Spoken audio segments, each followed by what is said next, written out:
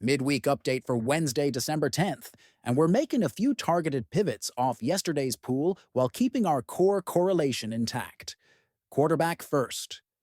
We're moving our primary QB from Matthew Stafford to Joe Burrow at 6,600, dash rank 100, projected 18, facing Baltimore, who have one of the worst defenses overall, with an opponent rank of 22. He scored 25, 19, and 9 in his last three with 15 per game on the season, and he's going to be about 6.43% owned, which is fair leverage for a ceiling stack. The recent Essentially Sports recap that Cincinnati blew a double-digit fourth-quarter lead to Buffalo underscores how aggressive this offense needs to be. In spots like this, we lean into volume and red zone consolidation with Burrow to chase. This is a change from yesterday purely for correlation and leverage. Stafford remains viable, but Burrow plus our featured WR gives us a tighter game stack in a favorable overall matchup. We keep the same value quarterback from yesterday. Geno Smith at 4,500, dash rank 100, projected 10 against Philadelphia, who have a middle-of-the-pack defense overall with an opponent rank of 14. He's at 0.37% ownership with recent 9, 13, and 15.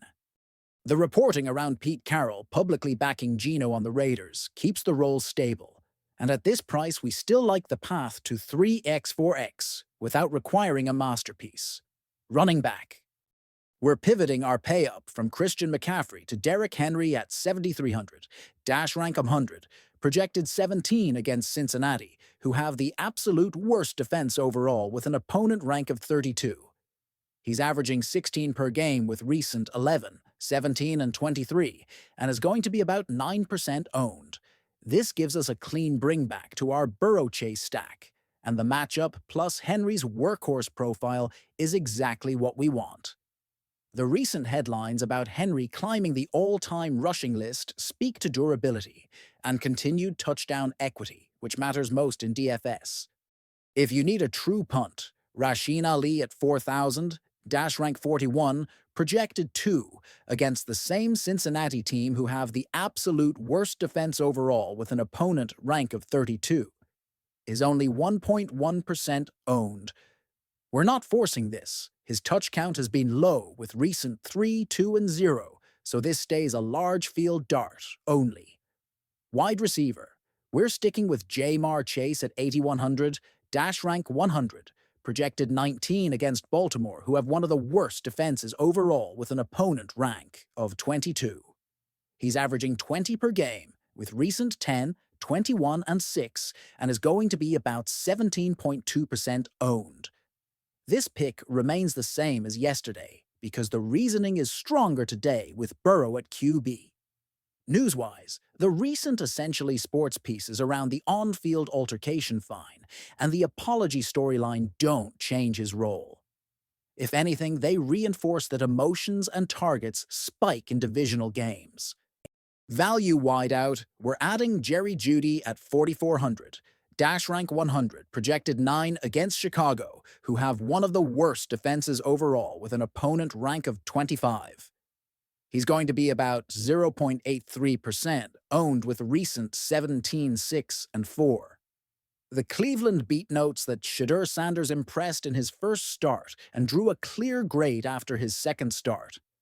Despite mixed results, that kind of QB continuity helps Judy's ceiling at low ownership in a soft matchup. Tight end.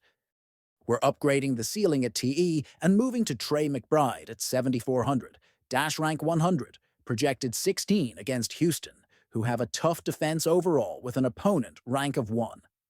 He's at 5.2% ownership, averages 19 per game with recent 11, 22, and 17. Even in a tough overall matchup, the role is elite. As Essentially Sports highlighted, McBride is enjoying a breakout season, leading the league in receptions and all tight ends, in receiving yards as he pushes toward All-Pro consideration. That kind of volume is matchup resistant, and it's why we're changing from yesterday's Juwan or Theo approach in primary builds. We still like Theo Johnson at 3,500 as the value pivot, dash rank 95, projected 10 against Washington, who have one of the worst defenses overall with an opponent rank of 30. He's going to be about 13.13% owned with recent 4, 11, and 7 and a 9 per game average. Yesterday's logic holds. Athletic profile and growing trust, backed by reports that the Giants' rookie quarterback is settling in and that Theo has a lot of believers in New York. Flex. We're slotting in Ashton Jeanty at 5,800, dash rank 100, projected 14 against Philadelphia, who have a middle-of-the-pack defense overall with an opponent rank of 14. He's averaging 14 per game, with recent 6, 12, and 25, and is going to be about 4.23% owned.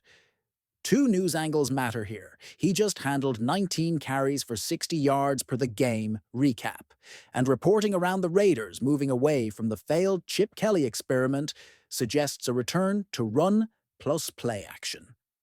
That supports touch count stability, which is exactly what we buy at this salary. If you need a min salary flyer, Daniel Bellinger at 2,500, dash rank 35, projected 4 against Washington, who have one of the worst defenses overall with an opponent rank of 30, is 1.13% owned. He's a pure punt with recent zeros, only viable as a double TE salary unlock in Giant stacks. Defense. We're switching from yesterday's Texans to the Chiefs' defense at 3,300, dash rank 100, projected 8 against the Chargers, who have one of the worst defenses overall with an opponent rank of 22. They're going to be about 2.53% owned. We prefer the low ownership and the turnover upside in this matchup for tournaments. For deep savings, the Raiders' defense at 2,000, dash rank 30, projected 5 against Philadelphia, who have a tough defense overall with an opponent rank of 10, is 3.43% owned.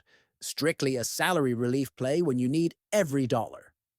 To recap the changes from yesterday, we pivoted QB to Burrow for correlation with Chase and leverage in a favorable overall matchup, upgraded RB to Derrick Henry to exploit Cincinnati's absolute worst overall opponent rank while correlating with the game environment, elevated TE to Trey McBride because the news-backed elite role outweighs the tough defense, and moved defense to the Chiefs for ownership and turnover appeal.